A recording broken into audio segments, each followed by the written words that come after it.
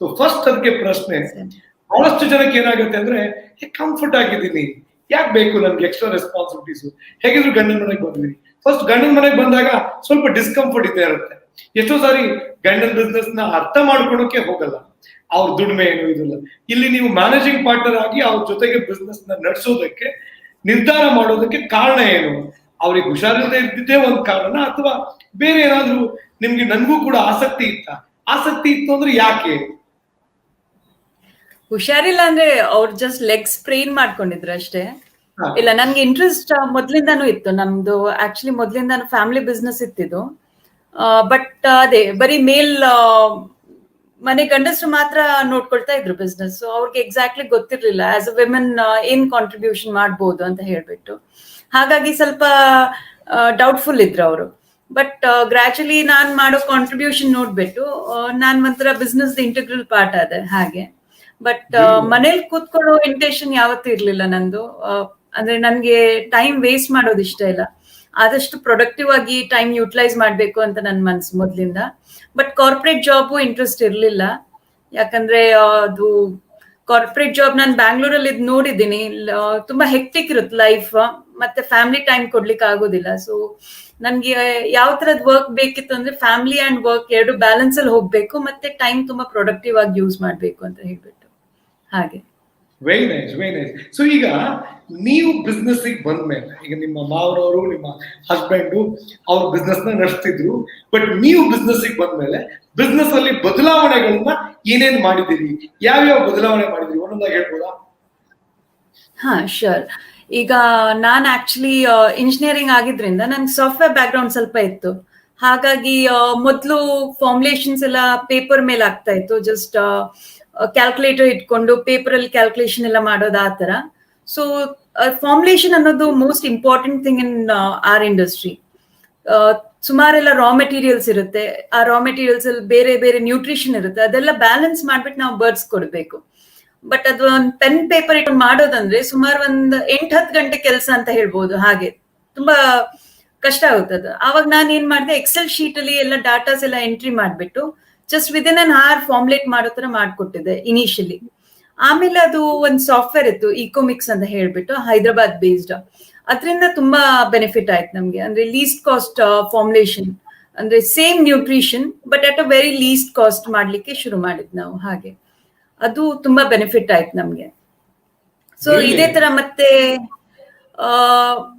ಟ್ಯಾಲಿಲು ಹಾಗೆ just accounts ಇದ್ದಿದ್ದು, ನಾನು ಇನ್ವೆಂಟ್ರಿ ಸಹ ಇಂಟ್ರೊಡ್ಯೂಸ್ ಮಾಡಿದೆ ಅದರಲ್ಲಿ. ಹಾಗಾಗಿ ನಮ್ಗೆ ಅದು ನಮ್ ಗೋಡೌನ್ ಸ್ಟಾಕ್ ಮತ್ತೆ ಕಂಪ್ಯೂಟರ್ ಸ್ಟಾಕ್ ಅದನ್ನು ಕಂಪೇರ್ ಮಾಡ್ಲಿಕ್ಕೆ, ಎಷ್ಟು ಬರ್ತಾ ಇದೆ, ಎಷ್ಟು ಪ್ರೊಡಕ್ಷನ್ ಹೋಗ್ತಿದೆ, ಎಷ್ಟು ಲಾಸ್ ಆಗ್ತಾ ಇದೆ, ಅದೆಲ್ಲ ಮೇಂಟೈನ್ ಮಾಡ್ಲಿಕ್ಕೆ ಸುಲಭ ಆಯ್ತು. ಅಲ್ಲಿ ಪ್ರಾಸೆಸ್ ಲಾಸ್ ಎಲ್ಲ ಕಮ್ಮಿ ಮಾಡ್ಲಿಕ್ಕೆ ಹಾಗೆಲ್ಲ.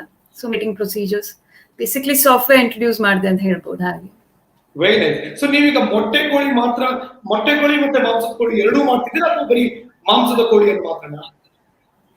ಇಲ್ಲ, ಫೀಡ್ ಅಲ್ಲಿ ನಾವು ಮೊಟ್ಟೆ ಕೋಳಿ, ಮಾಂಸದ ಕೋಳಿ ಮತ್ತೆ ಊರ್ ಕೋಳಿ ಬರುತ್ತಲ್ಲ, ಅದೆಲ್ಲ ವೆರೈಟಿ ಫೀಡ್ ಮ್ಯಾನುಫ್ಯಾಕ್ಚರ್ ಮಾಡ್ತೀವಿ. ಬಟ್ ಪೌಲ್ಟ್ರಿ ಫಾರ್ಮಿಂಗ್ ಬಂದು ಜಸ್ಟ್ ಮೀಟ್ ಪರ್ಪಸ್ ಗ್ರೋ ಮಾಡೋ ಬರ್ಡ್ಸ್, ಅಂದ್ರೆ ಬ್ರಾಯ್ಲರ್ ಬರ್ಡ್ಸ್ ನ ಮಾತ್ರ ರೇರ್ ಮಾಡೋದು ನಾವು.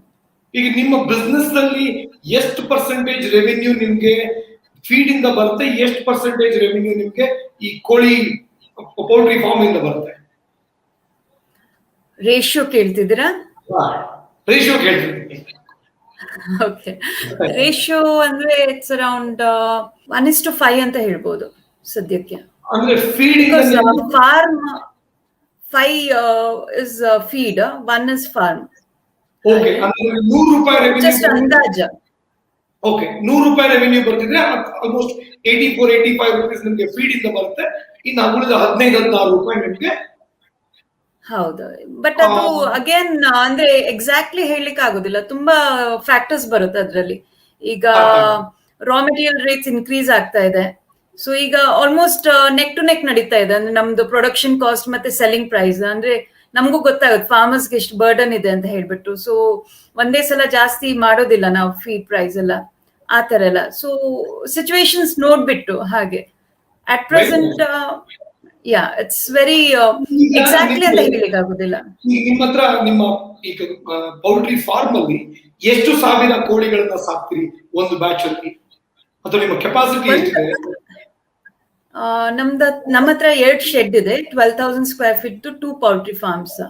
ಸೊ 12,000 ಸ್ಕ್ವೇರ್ ಫೀಟ್ ಅಲ್ಲಿ ಆಕ್ಚುಲಿ 10,000 ಬರ್ಡ್ಸ್ ರೇರ್ ಮಾಡ್ಬೋದು ನಾವು. ಬಟ್ ನಾವು ಒಂದೊಂದ್ಸಲ 12,000, ಒಂದೊಂದ್ಸಲ 13,000 ಬರ್ಡ್ಸ್ ರೇರ್ ಮಾಡ್ತೀವಿ. That is because 2,000, 3,000 birds early lifting ಆಗುತ್ತೆ. ಅಂದ್ರೆ ಅರೌಂಡ್ 1.3, 1.4 kg ಇರಬೇಕಾದ್ರೆ ತಂದೂರಿಗೋಸ್ಕರ ಹೋಟ್ಲಿಯರ್ಸ್ ಲಿಫ್ಟ್ ಮಾಡ್ತಾರೆ. ಹಾಗಾಗಿ ಜಾಸ್ತಿ ಪ್ಲೇಸ್ಮೆಂಟ್ ಮಾಡ್ಬೋದು. ಜಾಸ್ತಿ ಪ್ಲೇಸ್ಮೆಂಟ್ ಮಾಡಿದ್ರಿಂದ ನಮ್ಗೆ ರೆವೆನ್ಯೂ ಜಾಸ್ತಿ ಆಗುತ್ತೆ, ಅದರಿಂದ ಕಾಂಟ್ರಾಕ್ಟ್ ಚಾರ್ಜಸ್ ಎಲ್ಲ ಜಾಸ್ತಿ ಸಿಗುತ್ತಲ್ಲ. ಸೊ ನೀವಂದ್ರೆ ಈಗ ಒಟ್ಟು 25,000 ಕೋಳಿಗಳನ್ನ ಅಟ್ ಎ ಟೈಮ್ ನೀವು ರೇರ್ ಮಾಡಕ್ಕೆ ನಿಮ್ಮ ಹತ್ರ ಸ್ಪೇಸ್ ಇದೆ, ಕೆಪಾಸಿಟಿ ಇದೆ. ಯಾ, ನೀವೀಗ ಬೇರೆ ಕಂಪನಿಗಳ ಜೊತೆಗೆ ಟೈಅಪ್ ಆಗಿ ಅವ್ರು ಮರಿ ಬಿಟ್ಟು ಅವ್ರು ಬೆಳೆಸ್ಕೊಡ್ತಾರ, ಅಥವಾ ನೀವು ನಿಮ್ದೇ ಫೀಡ್ ಇರೋದ್ರಿಂದ ನೀವೇ ಮರಿಯನ್ನು ತಂದು ನೀವು ಬೆಳೆಸಿ ನೀವು ಮಾರಾಟ ಮಾಡ್ತೀರಾ? ಪೌಲ್ಟ್ರಿ ಇಂಡಸ್ಟ್ರಿಯಲ್ಲಿ ಮಾರ್ಕೆಟ್ ಫ್ಲಕ್ಚುಯೇಷನ್ಸ್ ತುಂಬಾ ಇದೆ. ಅಂದ್ರೆ ರೇಟ್ ವೇರಿಯೇಷನ್ ಸಿಕ್ಕಾಪಟ್ಟೆ ಇದೆ. ಹಾಗಾಗಿ ನಾವು ಅದು ರಿಸ್ಕ್ ಬೇಡ ಅಂತ ಹೇಳ್ಬಿಟ್ಟು, ನಮ್ದಂದ್ರೆ ಒಂಥರ ಸ್ಮಾಲ್ ಬಟ್ ಸ್ಟಡಿ ಇನ್ಕಮ್ ಇರಬೇಕು ಅಂತ, ಲಾಸ್ ಬೇಡ ಅಂತ ಹೇಳ್ಬಿಟ್ಟು ನಾವೇನ್ ಮಾಡ್ತೀವಿ ಅಂದ್ರೆ, ಸುಮಾರು ಜನರು ಇಂಟಿಗ್ರೇಟರ್ಸ್ ಇರ್ತಾರೆ, ಮತ್ತೆ ಇದು ಲಿಫ್ಟರ್ಸ್ ಇರ್ತಾರೆ, ಇಲ್ಲ ಬೇರೆ ಕಡೆ ಎಲ್ಲ ಪ್ಲೇಸ್ಮೆಂಟ್ ಮಾಡೋ ಜನರು ಇರ್ತಾರೆ. ಅವ್ರಿಗೆಲ್ಲ ನಾವು ಫಾರ್ಮ್ ಪರ್ಫಾರ್ಮೆನ್ಸ್ ಗ್ಯಾರಂಟಿ ಬೇಸಿಸ್ ಮೇಲೆ ನಾವು ಕೋಳಿನ ಬೆಳೆಸ್ಕೊಡ್ತೀವಿ. ಅಂದ್ರೆ ಮರಿ ನಾವು ತರ್ಸ್ಕೊಡ್ತೀವಿ, ನಾರ್ಮಲಿ ತಮಿಳ್ನಾಡಿಂದ ತರ್ಸ್ಕೊಡ್ತೀವಿ, ಇಲ್ಲ ಕರ್ನಾಟಕದಲ್ಲೂ ಅವೈಲಬಲ್ ಇರುತ್ತೆ. ಮತ್ತೆ ಫೀಡ್ ನಮ್ದೇ ಹಾಕ್ತಿವಲ್ಲ. ಸೊ ಲಿಫ್ಟಿಂಗ್ ಟೈಮ್ ಅಲ್ಲಿ ಅವರು ನಮ್ಗೆ ರೇರಿಂಗ್ ಚಾರ್ಜಸ್ ಕೊಡ್ತಾರೆ. ಪ್ಲೇಸ್ಮೆಂಟ್ ಮಾಡ್ಬೇಕಾದ್ರೆ ಚಿಕ್ಸ್ ಅಮೌಂಟ್ ಅವರೇ ಪೇ ಹಾಕ್ಬೇಕು ಹಾಗೆ, ಮತ್ತೆ ಫೀಡ್ ಕಾಸ್ಟ್ ಕೊಡ್ತಾರೆ ಆತರ. ಸೊ ಇಟ್ಸ್ ಲೈಕ್ ಇಂಟರ್ನ್ ನಮ್ಮ ಫೀಡ್ ಮಿಲ್ ನ ಸಪೋರ್ಟ್ ಮಾಡಿ ಈ ಪೌಲ್ಟ್ರಿ ಫಾರ್ಮ್ ಹಾಕಿದ್ ನಾವು. ಸೊ ದಟ್ ಈಗ ಹೊಸ ಪ್ರಾಜೆಕ್ಟ್ ಏನೇ ಇರ್ಲಿ, ನಮ್ದು ಎಕ್ಸಿಸ್ಟಿಂಗ್ ಫೀಡ್ ಮಿಲ್ ಪ್ರೊಡಕ್ಷನ್ ಜಾಸ್ತಿ ಮಾಡ್ಬೇಕಂತ ಹೇಳ್ಬಿಟ್ಟು ಹಾಗೆ. Very nice. ಐ ಥಿಂಕ್ ಸ್ನೇಹಿತರೆ ಇದನ್ನ ನೀವು ಗಮನ ಕೊಡ್ಬೇಕು. ಇವ್ರು ಏನ್ ಮಾಡ್ತಾರೆ, ಇವ್ರದೇ ಫೀಡ್ ಮಿಲ್ ಇದೆ, ಫೀಡ್ ಮಿಲ್ ಇಂದ ಫೀಡ್ ಬರ್ತಿದೆ, ಇದನ್ನ ಬೇರೆ ಬೇರೆ ಕಡೆಗೆ ಹಾಕಿದ್ರು ಸಪ್ಲೈ ಮಾಡ್ತಾರೆ. ಅದ್ರ ಜೊತೆಗೆ ಇವರು ಪೌಲ್ಟ್ರಿ ಫಾರ್ಮ್ ಮಾಡಿಬಿಟ್ಟು ಒಂದು 24,000 ಸ್ಕ್ವೇರ್ ಫೀಟ್ ನ ಶೆಡ್ ಅಲ್ಲಿ ಸುಮಾರು 25,000 ಮರಿಗಳನ್ನ ಅಟ್ ಎ ಟೈಮ್ ಬೆಳೆಸ್ತಿದ್ದಾರೆ. ಅದನ್ನ ಏನ್ ಮಾಡ್ತಾರೆ ಅಂದ್ರೆ, ಅವರು ಈಗ ಡೈರೆಕ್ಟ್ ಆಗಿ ಈಗ ಯಾವ್ದೋ ಒಂದು ಕಂಪನಿ ಜೊತೆ ಟೈಅಪ್ ಆಗಿ ಮಾಡೋದ್ರ ಬದಲು ಬೇರೆ ಬೇರೆ ರೆಸ್ಟೋರೆಂಟ್ಸ್ ಇವರಿಗೆಲ್ಲ ಪಾರ್ಟ್ನರ್ ಆಗ್ಬಿಟ್ಟು ಅವ್ರ ಜೊತೆಗೆ ಅವ್ರ ಮೂಲಕ ಅಥವಾ ಅವರಿಗೋಸ್ಕರ ಮರಿಗಳನ್ನ ತರಿಸಿ ಇವ್ರು ಫೀಡ್ ಹಾಕಿ ಬೆಳೆಸಿ ಅವ್ರ ಹತ್ರ ದುಡ್ಡು ಇಸ್ಕೊತಾರೆ. ಸೊ ಅವಾಗ ಏನಾಗುತ್ತೆ, ಇವರಿಗೆ ಗ್ಯಾರಂಟಿ ಇರುತ್ತೆ. ಅಂದ್ರೆ ನಾಳೆ ಇವ್ರು ತಗೊಂಡೋಗಿಲ್ಲ ಅಂದ್ರೆ ನಷ್ಟ ಆಗೋದು ಆ ರೀತಿ ಇಲ್ಲ. ಬಟ್ ಈಗ ನೀವ್ ಹೇಳೋದು ಸುಪ್ರಿಯ ಅವರೇ, ನಿಮ್ಗೆ ಇದರಿಂದ ಮಾರ್ಜಿನ್ ಈಗ ಯಾವ್ದೋ ಒಂದು ಕಂಪನಿ ಜೊತೆ ಟೈಅಪ್ ಆಗೋದ್ಕಿಂತ, ಸುಗುಣ, ವೆಂಕೋಪು ಈ ತರದ ಬೇಜಾನ್ ಕಂಪನಿಗಳಿದಾವಲ್ಲ, ಅವ್ರ ಜೊತೆ ಟೈಅಪ್ ಆಗಿ ಮಾಡೋದಕ್ಕಿಂತ ಇದು ನಿಮ್ಗೆ ಮಾರ್ಜಿನ್ ಜಾಸ್ತಿ ಕೊಡುತ್ತಾ? ಇಲ್ಲ, ಅವ್ರ ಜೊತೆ ಟೈಅಪ್ ಆದ್ರೆ ನಾವು ಅವ್ರ ಫೀಡ್ ಹಾಕೊಳ್ಬೇಕಾಗುತ್ತೆ. ಅವ್ರ ಚಿಕ್ಸ್ ಅವ್ರು ಕೊಡ್ತಾರೆ, ಫೀಡ್ ಬೆಳೆಸಿ, ಮತ್ತೆ ರ್ಯಾರಿಂಗ್ ಚಾರ್ಜಸ್ ಮಾತ್ರ ಸಿಗುತ್ತೆ. ಸೊ ಇದ್ರಲ್ಲಿ ಅಷ್ಟೊಂದೇನು ಬೆನಿಫಿಟ್ ಇಲ್ಲ. ಮತ್ತೆ ಜಸ್ಟ್ ರ್ಯಾರಿಂಗ್ ಚಾರ್ಜಸ್ ಅಲ್ಲಿ ಹೆವಿ ಇನ್ವೆಸ್ಟ್ಮೆಂಟ್, ಬ್ರೇಕ್ ಇವನ್ ಬರೋದಿಲ್ಲ ಅದು ಹಾಗೆ.